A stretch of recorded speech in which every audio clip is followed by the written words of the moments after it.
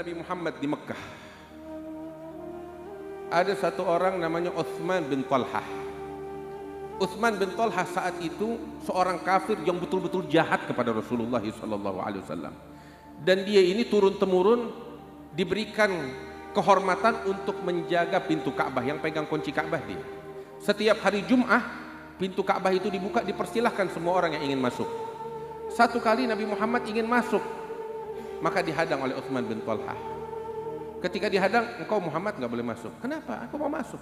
Utsman bin Talhah bilang, tidak, kunci di tanganku, milikku, bukan engkau nggak boleh masuk. Yang lain boleh, engkau tidak. Maka Nabi Muhammad bilang kepada Utsman bin Talhah, ya Utsman, ingat ucapanku. Bakal datang suatu masa, kunci ini ada di tanganku. Dan aku punya kuasa untuk memberikannya kepada siapapun yang aku kehendaki. Utsman bin Talhah dengar gitu bilang, kalau memang itu terjadi, maka itu adalah saat kehinaan bagi bangsa Quraisy. Maka Nabi Muhammad bilang, tidak. Bahkan sebaliknya, itu adalah saat kemuliaan bagi bangsa Quraisy. Berlalu tahun demi tahun, hingga Nabi Muhammad hijrah ke kota Madinah. Terjadi apa yang terjadi dari perjuangan beliau, hingga pada saat Fatah Mekah, semua tunduk di hadapan Rasulullah.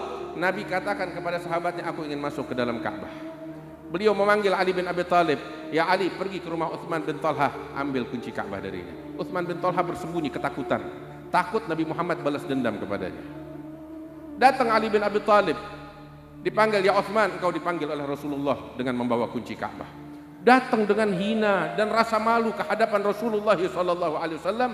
Rasul mengatakan, mana kunci itu? Diambil oleh Rasulullah, dibuka. Kemudian Nabi Muhammad masuk ke dalam Ka'bah bersama beberapa sahabatnya, sholat di dalam Ka'bah. Keluar dari Ka'bah, itu halayak ramai di depan, semuanya menunggu keluarnya Rasulullah dari Ka'bah. Sayyidina Abbas bin Abdul Muttalib, paman Rasulullah, berdiri di depan pintu Ka'bah. Rasul memegang itu kunci dan beliau memandangnya dan memanggil Utsman, ya Utsman, kemari. Utsman datang dengan hina, gemetar di hadapan Rasulullah, teringat kesalahan yang pernah dia lakukan. Rasul bilang, ya Utsman, engkau masih ingat beberapa tahun yang lalu engkau menghalauku untuk masuk ke dalam Ka'bah?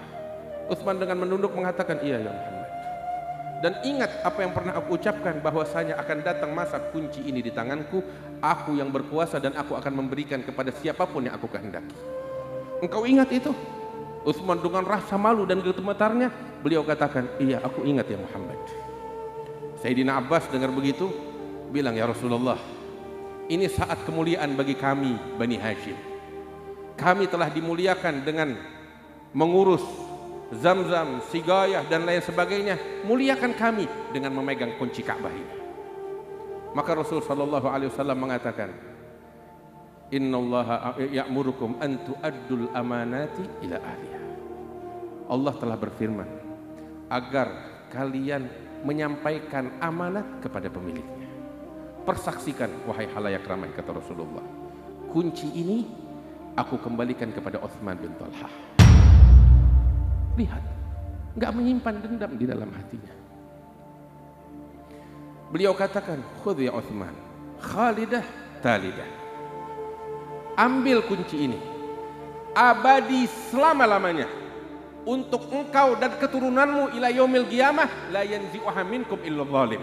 Tidak ada seorang pun yang berani merampasnya dari engkau, dari keturunanmu, melainkan hanya orang zalim, kata Rasulullah SAW. Diabadikan kemuliaan oleh Rasulullah kepada orang yang dahulu mengganggu Nabi Muhammad SAW.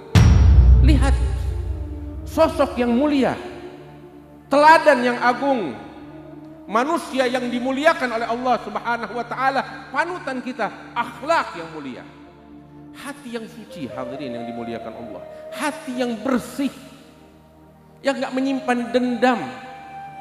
Namun sifat semacam ini langka saat ini di tengah umat Nabi Muhammad SAW. Kalau bukan kita, umat Nabi Muhammad, yang menghidupkan sifat semacam ini, siapa lagi?